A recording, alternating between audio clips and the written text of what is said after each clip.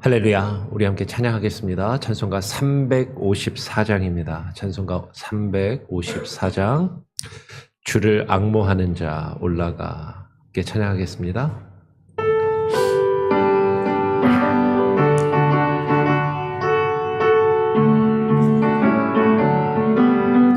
주를 앙모하는 자 올라가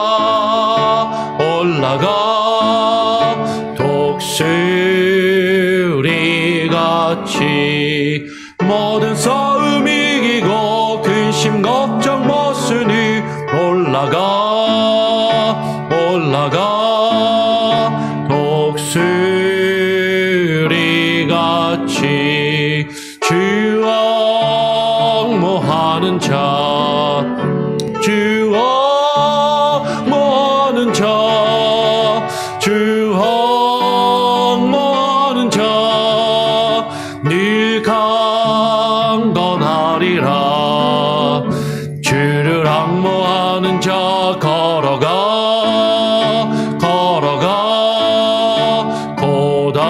고단치 않네. 길을 잃은 양떼를 뒤를 찾아다니며 걸어가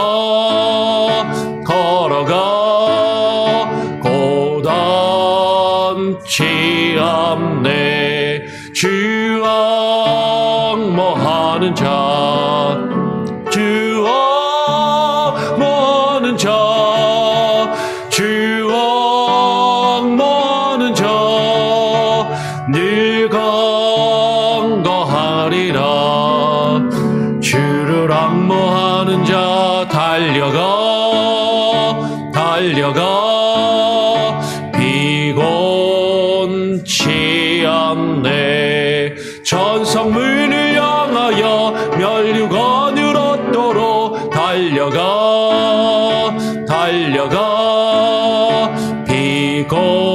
비곤치 않네. 주 앙모하는 자 주 앙모하는 자 주 앙모하는 자 늘 강건하리라. 주를 앙모하는 자 올라가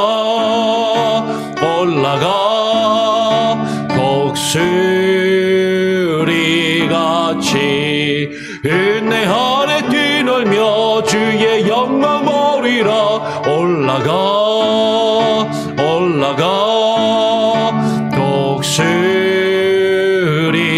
독수리같이 주 앙모하는 자 주 앙모하는 자 주 앙모하는 자 늘 강건하리라.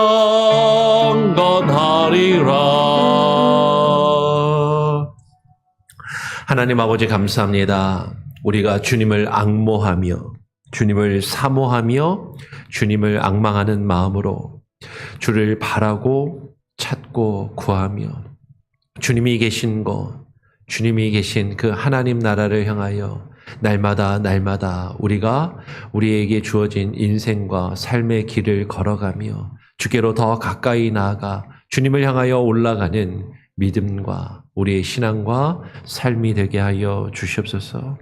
하나님, 때로는 우리의 인생과 우리의 삶 가운데 우리의 길을 가로막는 수많은 일들과 수많은 사건들과 수많은 사람들과 문제들과 환경들이 있을지라도 주님만 바라보며 주께서 우리에게 보이신 길, 그 생명의 길로 나아가 주님이 우리에게 뜻하신 그곳을 향하여 올라가며 나아가는 믿음이 되게 하여 주시옵소서. 오늘 이 시간 또 주의 말씀을 읽고 묵상하며 아버지 하나님의 뜻을 찾고 구하기를 원하오니 하나님, 주의 말씀으로 우리를 인도하시고 붙들어 주시며 주장하여 주시옵소서. 감사와 찬양과 영광을 오직 주님께 올려드리오며 우리 구주 예수 그리스도의 이름으로 기도합니다. 아멘. 오늘 함께 나눌 말씀은 열왕기하 2장입니다. 열왕기하 2장 23절부터 25절까지 말씀입니다. 열왕기하 2장 23절부터 25절까지 세 절의 말씀을 함께 읽도록 하겠습니다. 엘리사가 거기서 베델로 올라가더니 그가 길에서 올라갈 때에 작은 아이들이 성읍에서 나와 그를 조롱하여 이르되 대머리여 올라가라 대머리여 올라가라 하는지라. 엘리사가 뒤로 돌이켜 그들을 보고 여호와의 이름으로 저주하매 곧 수풀에서 암곰 둘이 나와서 아이들 중에 42명을 찢었더라. 25절도 같이 읽겠습니다. 엘리사가 거기서부터 갈멜산으로 가고 거기서 사마리아로 돌아왔더라. 예. 우리가 지금 어제까지 엘리야에 대해서 같이 함께 말씀을 나누었고요. 이제 열왕기 하로 넘어와서 열왕기 상에서 열왕기 하로 넘어와서 엘리야 선지자의 뒤를 이은 엘리사야에 대해서 우리가 함께 또 살펴보고 나눠보기를 원합니다. 열왕기 하 2장 전반부는 우리가 잘 아는 것처럼 여호와께서 회오리 바람으로 엘리야 선지자를 하늘로 들어 올리시는 그 사건의 내용이 기록되어 있습니다. 엘리야는 에녹과 함께 죽음을 보지 않고 하늘로 올리움을 받은 두 명의 사람 중에 하나인 것이죠.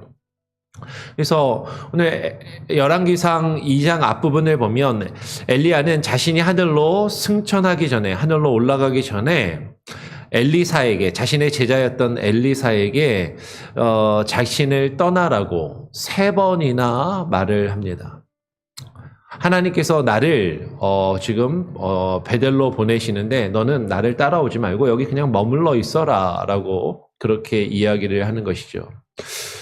그럴 때 엘리사가 뭐라고 대답을 했냐면 여호와께서 살아계심과 당신의 영혼이 살아있음을 두고 맹세하노니 내가 당신을 떠나지 아니하겠나이다 라고 이야기를 해요. 근데 이것과 비슷한 내용이 사건이 3번이나 반복이 됩니다. 그러니까 지금 엘리야가 베델로 가면서 너는 나를 따라오지 말고 여기 머물러 있으라 할 때도 엘리야가 이렇게 또 이야기를 했고 여리고로 갈 때도 똑같이 너는 여기 머물러 있으라 할 때 지금 엘리사는 엘리야에게 여호와께서 살아계심과 당신의 영혼이 살아있음을 두고 맹세하노니 내가 당신을 떠나지 아니하겠나이다라고 똑같이 대답을 하고 3번째로 요단강을 건너서 이제 가려고 할 때도 똑같이 엘리야가 이야기하니까 엘리사가 이렇게 똑같이 대답을 하면서 당신을 떠나지 않고 당신을 끝까지 따르겠다라고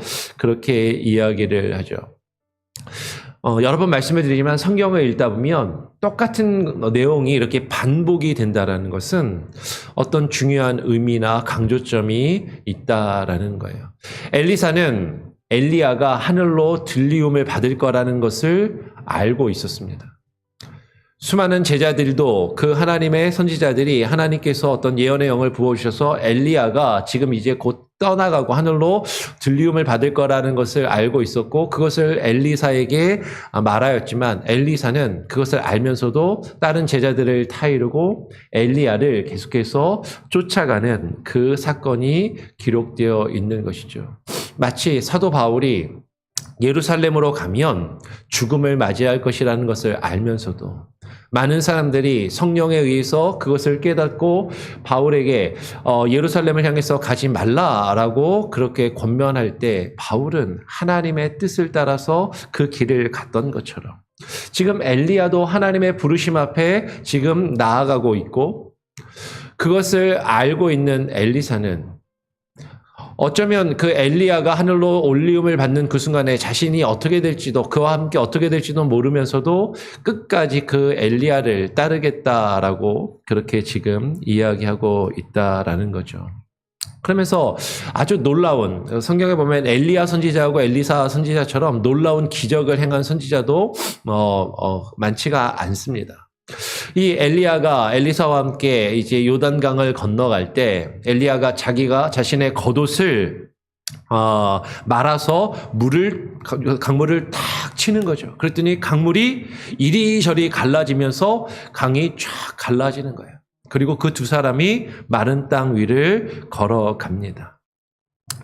그러면서 이제 요단강을 건넌 이후에 엘리야가 엘리사에게 지금 자신이 승천하기 전에 무엇을 구하는지, 내가 너에게 무엇을 해주면 좋겠는지 계속해서 자신을 쫓아오는 그 엘리사를 향해서 엘리야가 너를 위해서 내가 무엇을 해주면 좋겠느냐라고 원하는 것을 구해라라고 묻는 거죠. 그 물음에 엘리사는 엘리야에게 이렇게 요구합니다.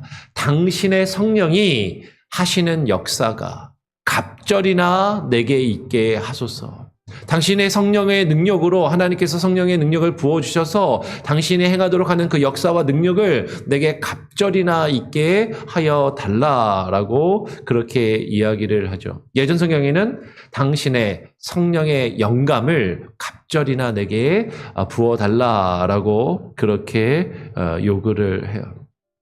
그러니까 엘리야는 만약에 내가 하나님께서 나를 데려가시는 순간을 네가 보고 이 땅에 남아있게 된다면 그것이 이루어질 것이고 그렇지 않다면 그 일이 이루어지지 않을 것이다 라고 이야기를 하는 것이죠.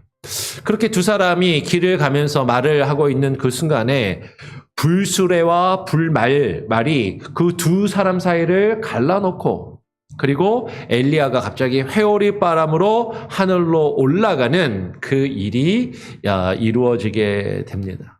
그리고 엘리사는 그 옆에서 그것들을 다 목격하고 엘리야의 몸에서 떨어진 아까 그 엘리야가 말아서 강을 탁 쳐서 갈랐던 그 겉옷을 떨어진 겉옷을 주어서 이제 자신이 그 겉옷을 취하여서 요단강을 언덕을 건너 다시 되돌아오게 되죠.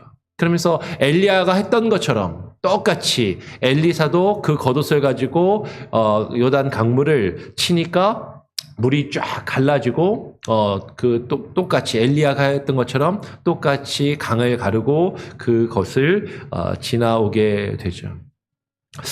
엘리야의 영감을 갑절이나 예전 성경에는 갑절이나 엘리야의 영감을 갑절이나 혹은 엘리야가 성령에 의해서 행하였던 그 능력을 역사를 갑절이나 구하였던 그 엘리사 역시 엘리야와 같은 그 놀라운 기적과 능력을 행하게 돼요. 그리고 엘리사가 열왕기하 뒷부분을 보면 엘리사가 한 놀라운 기적들과 능력들을 보게 됩니다. 우리는요, 성경을 읽다 보면 이런 기적적인 놀라운 일들에 우리의 눈이 가게 되죠. 이런 놀라운 일이 있었단 말이야? 이런 놀라운 일이 나에게도 있으면 어떨까? 이런 놀라운 일을 나도 경험하고 이런 것들을 체험하면 좋을 텐데. 그러면 내가 하나님이 주신 능력으로 뭐든지 할 수 있을 것 같은데. 근데 성경을 읽다 보면 우리는 눈에 보이는 이런 표층적인 겉으로 드러나는 놀라운 기적이나 이적에 집중하고 그것에 관심을 가지고 그것을 이렇게 원하는 그런 일들이 많은데 근데 하나님께서 그 놀라운 능력을 엘리야나 엘리사에게 주신 그 이유와 목적을 우리는 더 분명히 알아야 한다라는 것이죠. 하나님께서 엘리야에게 하나님의 엘리사에게 그와 같은 놀라운 일들을 경험하게 하시고 그 놀라운 능력을 행할 수 있게 하신 것은 한마디로 결론부터 이야기하면 하나님께서 그들에게 뜻하신 일을 감당하도록 그들을 부르시며 그 일들을 감당할 수 있는 능력을 주신 것이다라는 것이죠.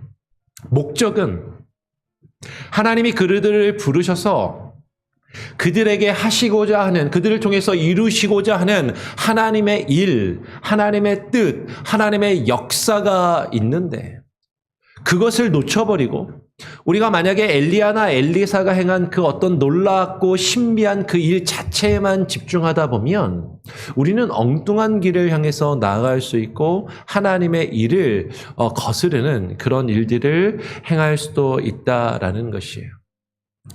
열왕기하 2장에서 이렇게 엘리야가 하늘로 승천을 한 다음에 엘리사가 이제 요단강을 건너서 되돌아와서 이루어지는 사건이 있습니다. 선생님 추우세요? 에어컨이 아까 좀 더워갖고 살짝 내렸는데 계속 돌아가서 추우신가 봐요. 에어컨 살짝만 올려주세요. 우리 권사님이 전에는 더위만 막 타시다가 요새는 추위도 타시고, 예, 그렇죠. 약간만 올리셔서, 예, 조금 기다리면 안 돌아갈 겁니다. 엘리사가 엘리야의 뒤를 이은 지 얼마 되지 않아서 이해하기 어려운 일 하나가 벌어지게 돼요. 오늘 우리가 읽은 23절의 말씀에 보면 엘리사가 길을 가고 있었는데 길을 가던 엘리사를 아이들이 와서 조롱하며 대머리여 올라가라, 대머리여 올라가라 라고 그렇게 놀리는 그런 상황이 벌어지게 됩니다. 제가 지난번 새벽 예배 때 설교하면서 대머리 선지자를 엘리사가 대머리인데 엘리야가 대머리라고 그렇게 얘기를 했던 것 같아요. 네. 말하다 보면 실수도 하고 이렇게 자꾸 순간적으로 착각해서 그러는데 하여튼 잘 걸러서 들으시고 혹시 제가 틀리게 얘기하면 꼭 확인해서 이건 우리 목사가 오늘 좀 실수했구나 그렇게 이해를 해주시길 바랍니다. 대머리 선지자는 엘리야가 아니라 엘리사. 예. 이 엘리사의 나이를 우리 성경에서는 지금 정확하게 알 수는 없지만 엘리야가 이제 하늘로 올라가고 그 뒤를 이었으니까 아주 늙은 선지자는 아니었던 것 같아요. 근데 나이가 그렇게 아주 늙지 않았지만 그가 아마 머리가 대머리였던 것 같습니다. 그리고 많은 사람들이 그 대머리, 그 당시에는 대머리를 또 많이 놀리는, 지난번에 압살롬 이야기할 때도 이야기를 했지만 머리가 풍성하면 많은 사람들에게 이렇게 힘이 있고 능력이 있고 그 사람이 이렇게 좀 좋은 어떤 남성의 이미지를 가지지만 그 당시 문화에서는 대머리는 좀 이렇게 별 볼 일 없는 그냥 형편없는 그런 사람 취급을 당하였던 것 같아요. 오늘날도 사실은 남자들이 대머리가 있으면 가발을 쓰기도 하고 뭐 이제 모발 이식을 하기도 하고 사실 그렇지 않습니까? 그러니까 대머리가 썩 사람들에게 썩 좋은 인상을 주지 않는다라고 생각들을 하는 분들이 종종 있는 것 같아요. 요새는 뭐 많이 생각들이 변해서 일부러 머리도 싹 밀고 그렇게 다니시는 분들도 계시지만 하여튼 옛날 문화에서 대머리에 대해서 컴플렉스가 있었던 것이죠. 누구나 나의 약점이나 컴플렉스를 놓고 내가 지금 부끄럽게 생각하는 부분을 대놓고 누군가 나를 조롱하고 나를 비웃는다면 당연히 엄청나게 기분이 나쁠 것입니다. 그래서 그랬을까요? 아이들이 자신을 대머리라고 조롱하고 놀려서 그랬을까? 오늘 24절에 엘리사는 뒤로 돌이켜서 그들을 보고 여호와의 이름으로 저주를 하게 됩니다. 그러니까 곧 수풀에서 암곰 2마리가 나와서 아이들 중에 42명을 찢어 죽였다라고 지금 성경은 기록하고 있는 거예요. 이 말씀을 우리는 어떻게 이해해야 될까요? 이 말씀을 만약에 표면적으로 이해하면 하나님의 선지자나 오늘날로 치면 목사나 목회자의 약점을 가지고 함부로 놀리거나 이야기하면 곰이 나와서 찢어 죽인다라는 이런 교훈을 우리는 얻을 수 있을까요? 만약에 이것을 그냥 이렇게 표면적으로 받아들인다면 이런 거죠. 여러분 목사 욕 함부로 하시면 안 됩니다. 목사가 좀 마음에 안 들거나 여러분들이 볼 때 뭐가 좀 물만 있는 게 있을 때 그렇게 함부로 이야기하시면 집에 가시다가 교통사고가 나가지고 어떻게 될지 몰라요. 막 이렇게 지금 이야기하는 걸로 들릴 수 있다라는 거죠. 그러면 지금 아이들이 자신을 대머리라고 놀렸다고 여호와의 이름으로 저주를 해서 죽게 만든다면 그것이 옳은 것인가? 그것이 선지자가 해야 할 올바른 모습과 행동인 것인가? 아무리 아이들이 잘못한 된 말을 했다고 할지라도 이거 아이들인데 철없는 애들이 어린애들이 조금 철모르고 그냥 그렇게 말을 했다고 저주를 해서 하나님의 이름으로 저주를 해서 죽게 만든다라는 것이 그게 옳은 것인가? 철없는 멋모르는 성도들이 목사를 욕한다고 목사가 성도들을 저주하는 것이 그것이 과연 옳은 것인가? 사실 우리는 그것을 고민하지 않을 수 없는 것이죠. 없는 말을 한 것도 아니고 대머리를 보고 대머리라고 그런 건데 잘못한 것을 해서 가리켜 잘못했다고 이야기하고 뭔가 문제가 있는 것을 문제가 있다라고 이야기한 것인데 그것이 기분이 나쁘다고 하나님의 이름으로 저주를 해서 죽게 만든다라는 말인가? 자신을 대머리라고 놀려서 기분이 나빠서 그렇게 놀리는 아이들을 저주하여서 죽게 만든다면 그것이 과연 선지자로서 자격이 있는 것인가? 그런 선지자를 믿고 그런 선지자가 전하는 말씀을 들어야 되는 것인가? 사실 우리는 의문점이 들 수 있잖아요. 엘리사가 자신을 조롱하는 아이들을 저주하며 죽게 만든 이 사건을 우리는 어떻게 이해해야 할 것인가 하는 것이죠.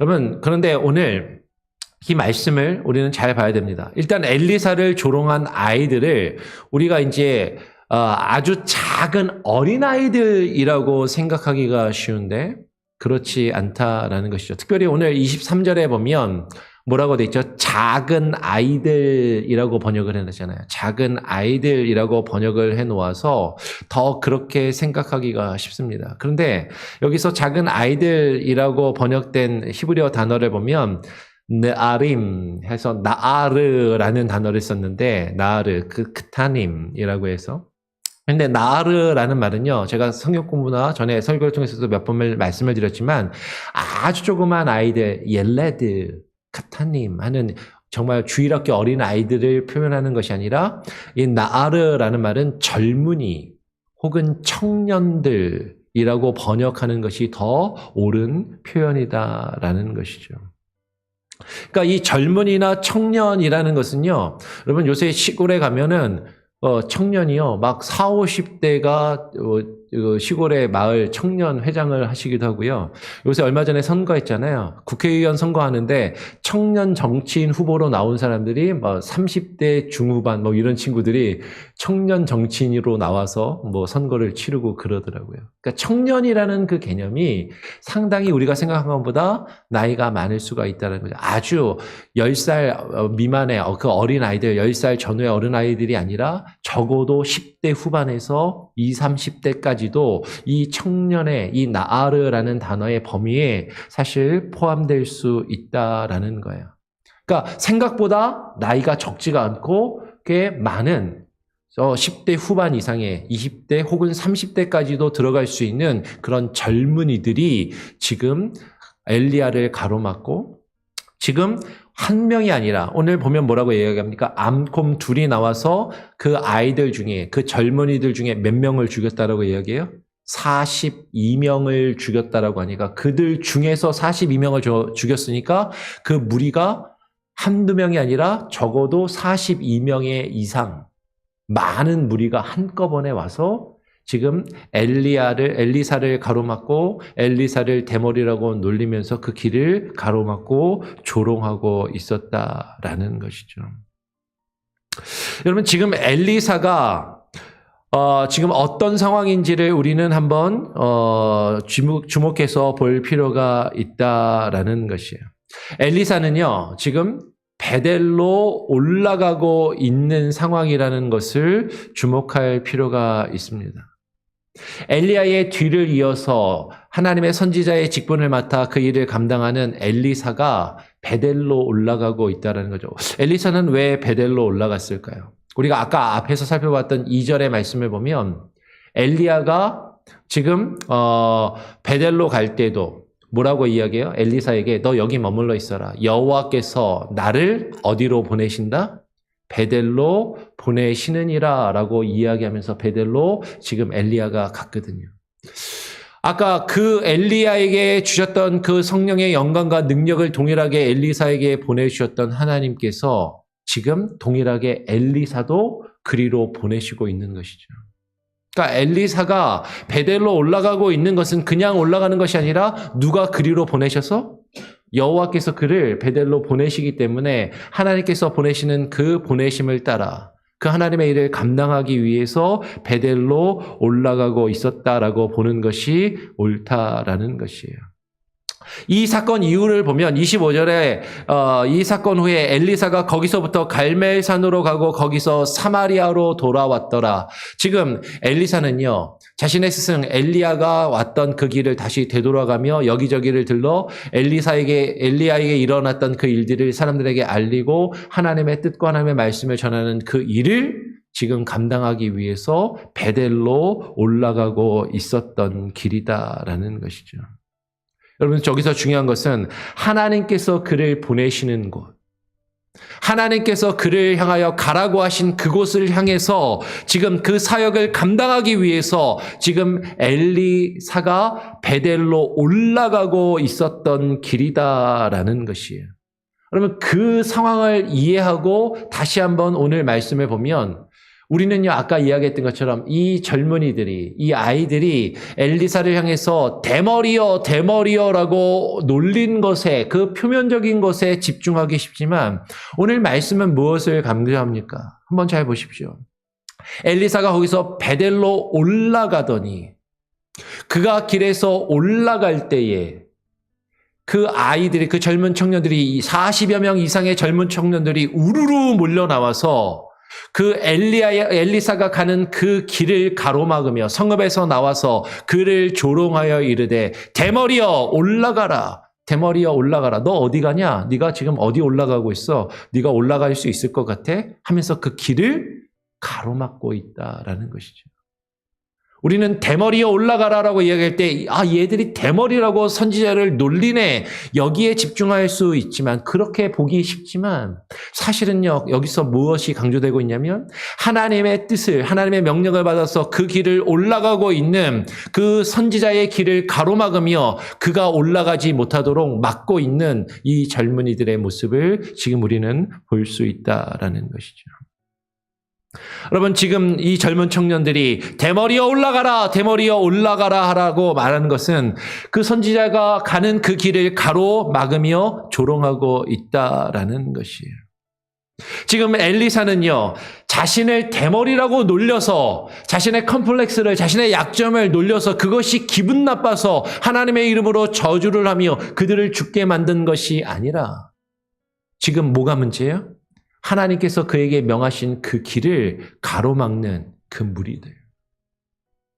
하나님께서 명하신 그 길을 가며 그곳에서 하나님의 일을 이루어야 하는데 그것을 가로막는 그들을 향하여 지금 저주를 하고 하나님의 저주로 그들이 죽게 되었다라는 것이에요.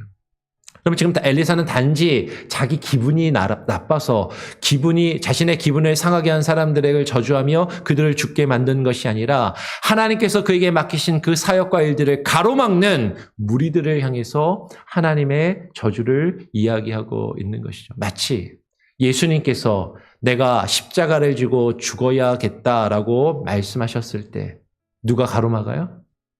그의 수제자인 베드로가 예수님을 가로막고 그 일을 하실 수 없다라고 말하였을 때 예수님이 말씀하시잖아요. 사단아, 내 뒤로 물러가라. 자신의 제자를 향해서 사단이라고 말씀하신 것처럼 하나님께서 명하신 그 길, 하나님께서 명하신 그곳에 가서 그 일을 이루어야 하는 그것을 가로막는 자들. 성경은 그것을 대적자라고 이야기하고 그것이 히브리어 단어로 사탄이라는 말이에요. 지금 이 젊은이들이 엘리사가 가는 그 길을 가로막으며 사탄의 일을 하고 있는 것이죠. 하나님의 일을, 하나님이 뜻하신 그곳으로 올라가서 그 일을 감당해야 할 선지자의 그 사역과 그 일을 가로막는 사탄과도 같은 사탄의 역사를 이루고 있다라는 것이에요. 지금 그것이 문제이고 그것이 잘못되었음을 이야기하고 있다라는 것이죠. 그러면 하나님께서 엘리사에게 놀라운 능력을 주신 것은 다시 말씀드려요. 우리는 성경을 읽다 보면 그 놀라운 능력이나 기적들에 주목을 합니다. 마치 지금 이 대목을 읽으면서도 지금 하나님께서 올라가라 하신 그 말씀과 그 올라가는 선지자를 가로막는 그것에 우리가 집중하지 않고 우리는 표면적으로 대머리라고 놀렸다고? 대머리라고 놀려서 그것 때문에 사람을 저주해서 죽게 한다고? 우리는 겉으로 드러나는 것을 자꾸 성경을 읽으면서 자극적이고 겉으로 드러나는 것을 보기 쉽지만 성경에서 우리에게 계속해서 강조해서 말씀하시는 것이 무엇인가? 그것은 하나님께서 하나님의 사람을 통하여 하나님의 일을 이루시기 원하신다라는 것이죠. 그래서 하나님께서 하나님의 사람들에게 그 일을 감당할 수 있는 능력을 부어주시는 것입니다. 그 하나님의 사람이 하나님의 뜻을 따라서 그 길을 가며 하나님의 뜻을 따라 올라가 그 일을 감당해야 하는데 그것을 가로막는다면 그것은 하나님의 역사를 가로막는 사탄의 역사이고 하나님께서는 그것을 가만두시지 않는다라는 것이죠. 우리가 받아야 할 교훈은 정말로 하나님의 역사를 우리가 가로막는 자들이 되는 것이 아니라 하나님의 역사를 우리가 이루어가는 엘리사와 같이 내 앞에 힘들고 어려운 일이 펼쳐질 수 있다는 것을 알면서도 자신의 스승인 엘리야가 갔던 그 길을 떠나지 않고 그 스승과도 같은 그 길을 계속해서 걸어갔던 엘리사와 같이 하나님께서 우리에게 가라 하신 곳, 그곳에 나아가 주께서 명하신 일을 감당하며 주님이 우리에게 보이신 하나님 나라에 올라가기까지 그 주의 역사와 일들을 감당할 수 있는 저와 여러분이 될 수 있기를 또 소원하고 축원하고 부탁드립니다.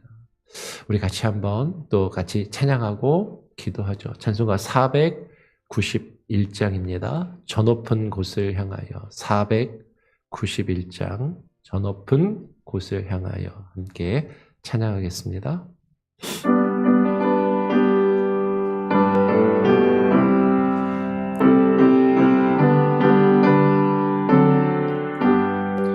저 높은 곳을 향하여 날마다 나아갑니다. 내 뜻과 정성 모아서 날마다 기도합니다. 내 주여 내 맘 붙드사 그곳에 있게 하소서. 그곳은 비와 사랑이 언제나 넘치옵니다. 괴로움과 죄가 있는 곳 나 비록 여기 살아도 빛나고 높은 저곳을 날마다 바라봅니다. 내 주여 내 맘 붙드사 그곳에 있게 하소서. 그곳은 비와 사랑이 언제나 넘치옵니다. 의심의 한계 거치고 근심의 구름 없는 곳 기쁘고 참된 평화가 거기만 있사옵니다.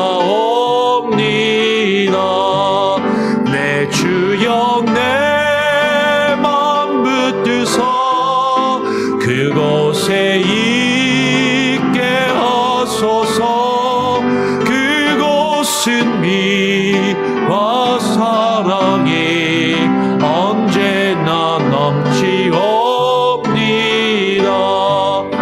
험하고 높은 이 길을 싸우며 나아갑니다. 다시금 기도하오니 내 주여 인도하소서. 내 주여 내 맘 붙드사 그곳에 있게 하소서. 그곳은 비와 사랑이 언제나 넘치옵니다. 내 주를 따라 올라가 저 높은 곳에 우뚝 서 영원한 복 영광 누리며 즐거운 노래 부르리. 내 주여 내 맘 붙드소 그곳에 있게 하소서. 그곳은 빛과 사랑이 언제나 넘치옵니다.